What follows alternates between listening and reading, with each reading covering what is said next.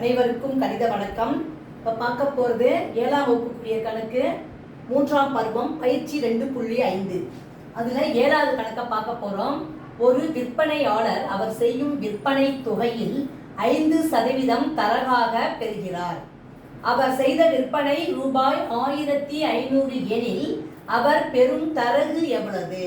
தரகு எவ்வளவு தொகை அப்படிங்கிறதான் கேட்கப்பட்ட கேள்வி.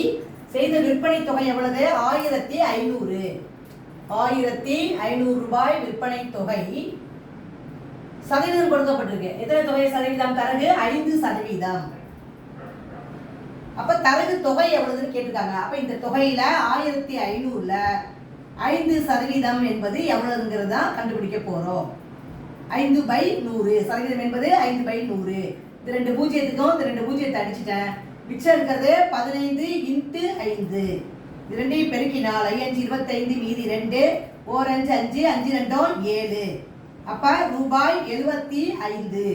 therefore தரகு தொகை எவ்வளவு? தரகு is equal to ரூபாய் 75.